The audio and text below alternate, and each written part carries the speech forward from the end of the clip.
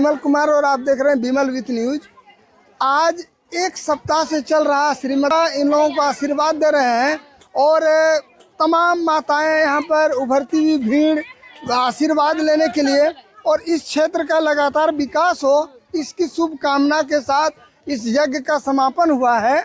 और देखिए यहाँ पर जो हमारे संत जो यहाँ पर धनंजय वैष्णव जी महाराज अयोध्या प्रमोद वन शांति कुंज कुटिया से आए हुए हैं, इन्होंने समापन कराया है। अब ये अवसान की मुद्रा में चली गई ये यज्ञ और मैं यहाँ देख रहा हूँ कि लगातार भक्तों की उमड़ती हुई भीड़ है जो कि अब प्रसाद ले रहे हैं और सब श्री राधे राधे के नाम से अपने अपने घर को जा रहे हैं। देखिए बाबा भी बहुत मुस्कुराते हुए लोगों को आशीर्वाद दे रहे हैं और इस बीच हमें भी बड़ी खुशी है कि लगातार इस क्षेत्र में कार्यक्रम होते हैं, बहुत खुशी की बात है। और मैं चलिए बहुत अच्छी बात है, बुलाया गया है और संतों को बुलाया ही जाता है, संतों को बुलाया जाता है। और बाबा इस क्षेत्र में आप कितने वर्षों से लगातार बुलाए जा रहे हैं? गोड्डा जिला में इस क्षेत्र में पहली बार आए। इस क्षेत्र में जी।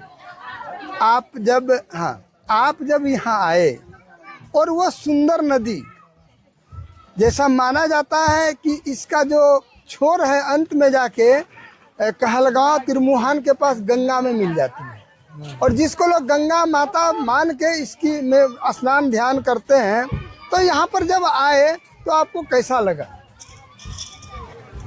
हम लोग भगवान के धर्म के प्रचार प्रसार में लगे हैं और मूल विषय है अध्यात्म का प्रचार हो और सनातन धर्म के प्रति लोगों में जागृति आए और लोगों का भाव विचार बहुत ही सच्चा है और यहाँ के लोग बड़े ही सरल स्वभाव के हैं और बड़े ही तन मन धन से इस कार्यक्रम को किए और पूरे छोटे बच्चे से लेके बूढ़े तक एक भाव में रह करके सबने बड़ा श्रद्धा दिखाया और जागृति आई है समाज में। झारखंड में हम सोच रहे तो वहाँ तो आदिवासी वनवासी क्षेत्र है, वहाँ तो लोग उतना जागरूक नहीं होंगे, लेकिन हमारे आशा के विपरीत बहुत सारा जो है यहाँ श्रद्धा देखने को मिला, भक्ति देखने को मिला। ये गांव किसी जाति है और सब सनातनी एक है, सभी हिंदू एक हैं, छोटे बड़े ऊंचा नीचा जात वर्ण छोड़ करके हम सब भारतवासी हैं, हम सब सनातनी हैं। और आज वो जमाना नहीं रहा कि भेदभाव का दृष्टि रखा जाए और अपना ही सब परिवार है, अपने ही सब लोग हैं, तो किसी की कौन जाति है क्या है कौन है। तो साधु को तो कोई जाति से लेना देना नहीं है, आना भी नहीं चाहिए है? जो ऐसा करते हैं वो सनातन धर्म को पीछे ही ले जाते हैं। आप एक चीज बताइए कि जब आप यहाँ कथा कर रहे थे तो यहाँ के लोगों का व्यवहार कैसा लग रहा था आपको?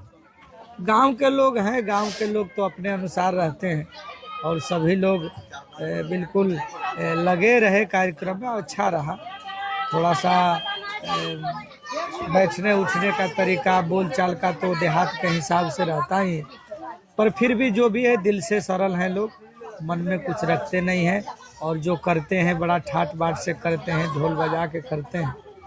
और यहाँ तो 7 दिन लगातार भंडारा चलता रहा, 5-5 हजार लोगों को इन्होंने बैठा करके जो भी कथा सुनने आए सबको भोजन कराया, ये सबसे बड़ी विशेषता है इस कथा।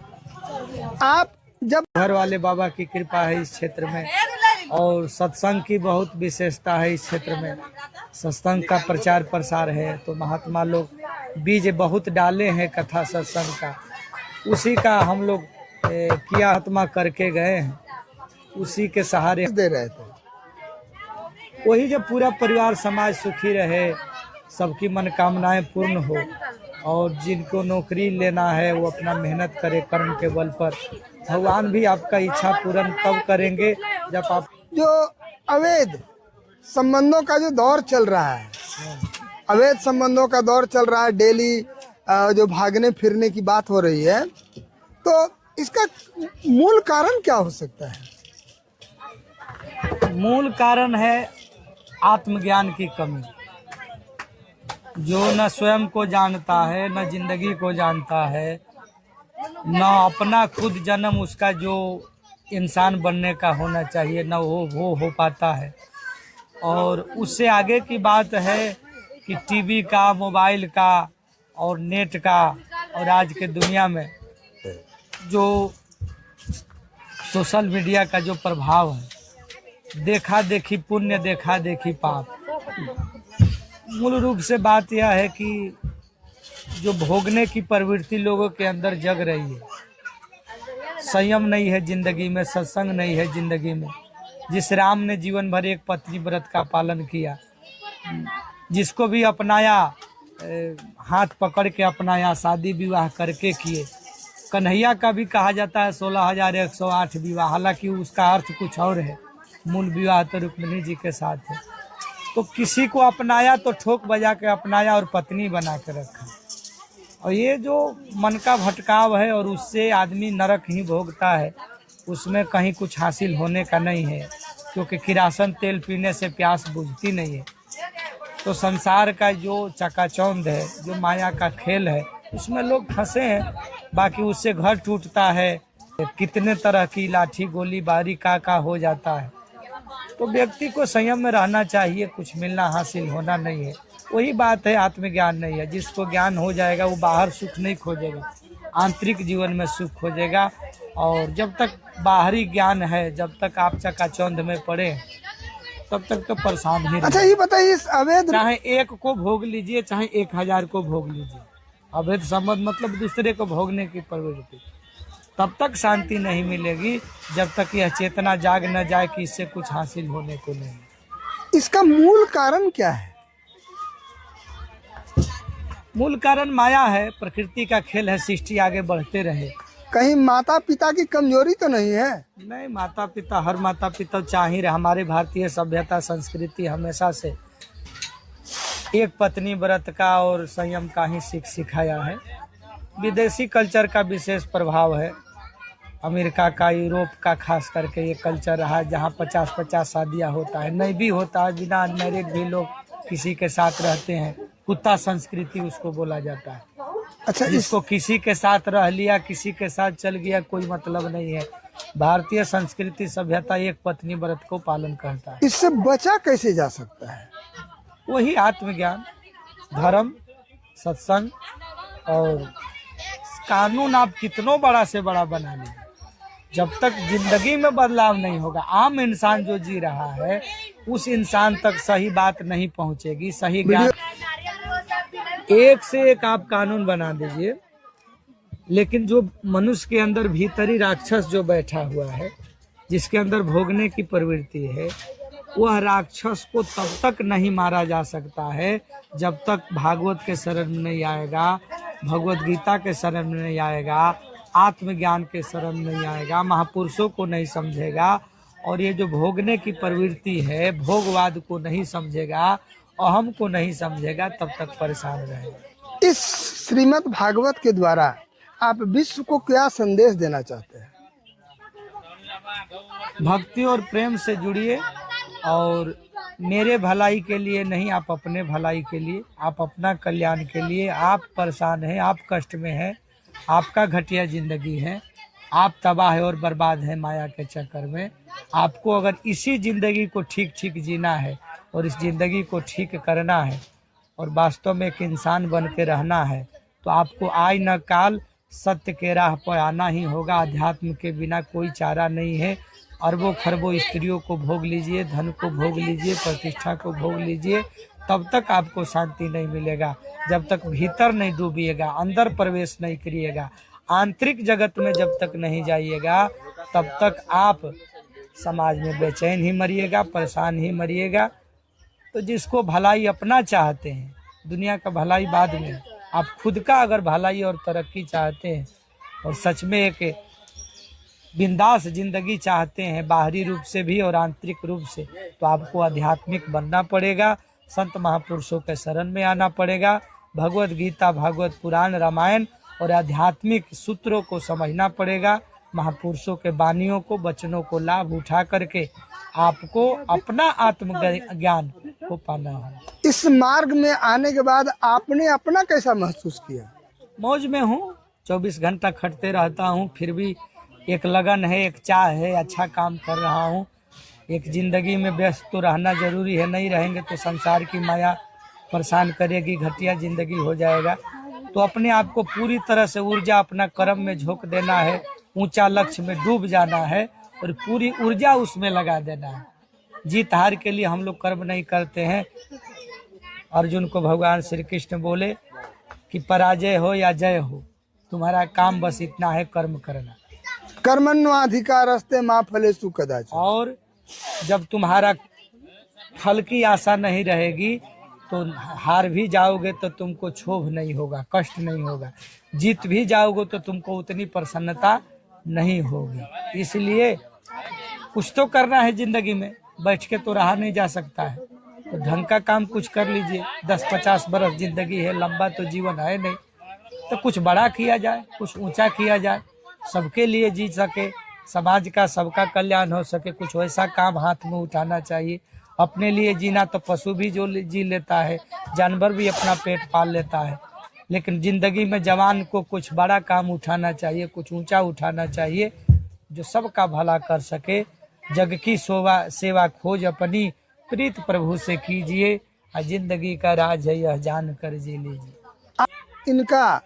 इनके विचारों को सुन रहे थे, आपको कैसा लग रहा था? बहुत ही अच्छा लग रहा था। और मतलब बाबा जी बता भी बढ़िया रहे थे, समझा रहे थे। और भागवत गीता जैसा कि भागवत गीता में भी संसार को जीने का एक होता है ना तरीका, तो वो आप मतलब बढ़िया से सीख सकते हैं। और हम तो लोगों को भी कहेंगे कि बाबा जी भी कहते हैं कि भागवत गीता बुक लाइए। अगर आप वो जैसे मंदिर में जाएंगे, बड़े बड़े मंदिर, वहाँ तो फ्री में भी बांटा जाता है, आप वहाँ से भी लेके भागवत गीता। आप एक चीज बताइए कि इस कार्यक्रम में आने के बाद आपने अंदर के एक किस दुष्कर्म को छोड़ने का संकल्प लिया है? एक क्या बोले तो बहुत सारा, इससे बाबा जी समझाते हैं क्रोध नहीं करना। वो बाबा जी समझाते हैं वो अलग बात है, आपने क्या एक संकल्प लिया कि हमें इस काम को छोड़ देना है?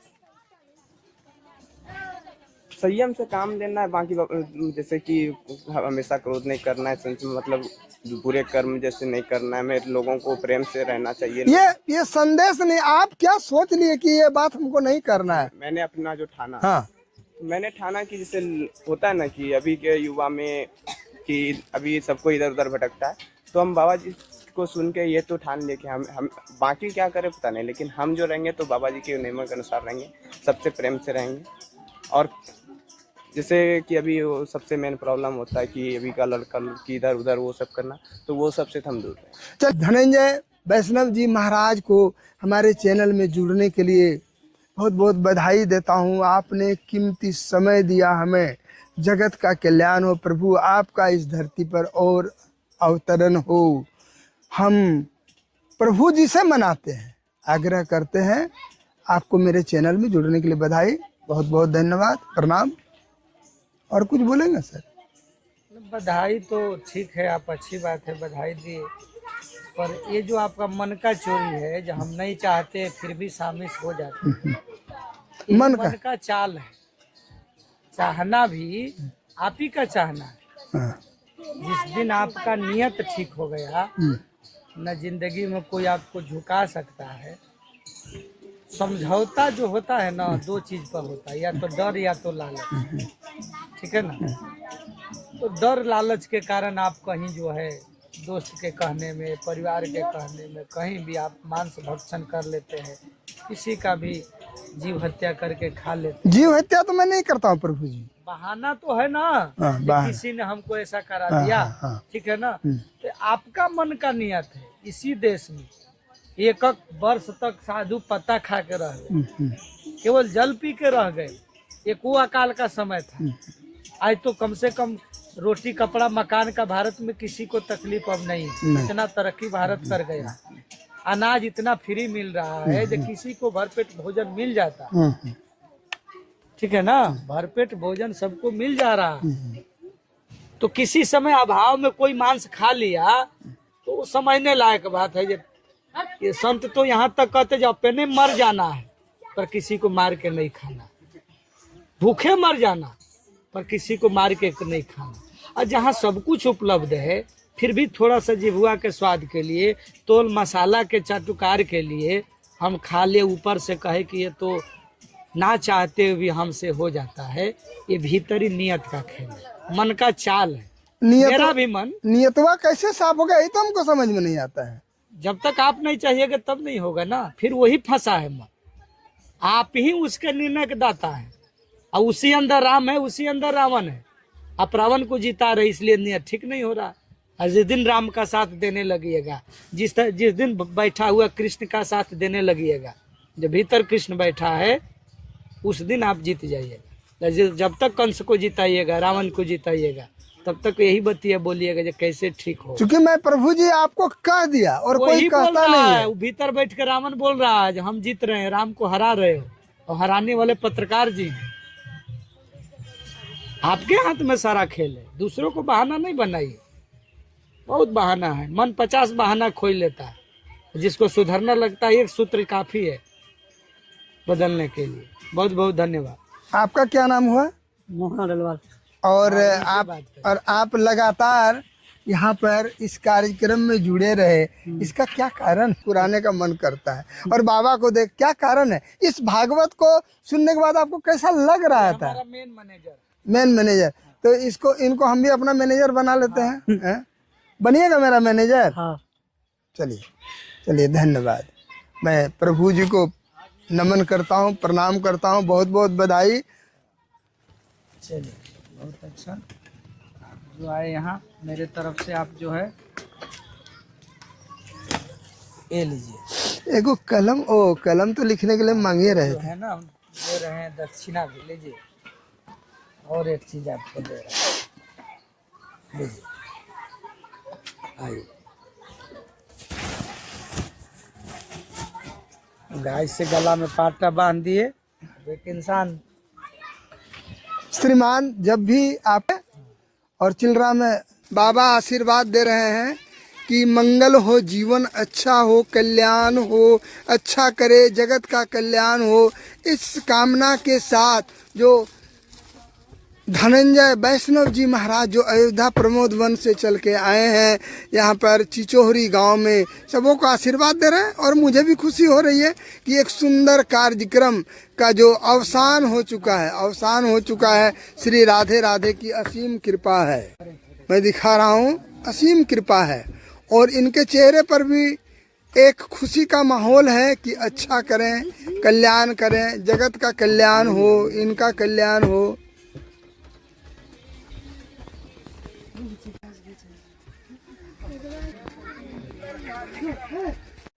मैं दिखा रहा हूँ, असीम कृपा है। और इनके चेहरे पर भी एक खुशी का माहौल है कि अच्छा करें, कल्याण करें, जगत का कल्याण हो, इनका कल्याण हो।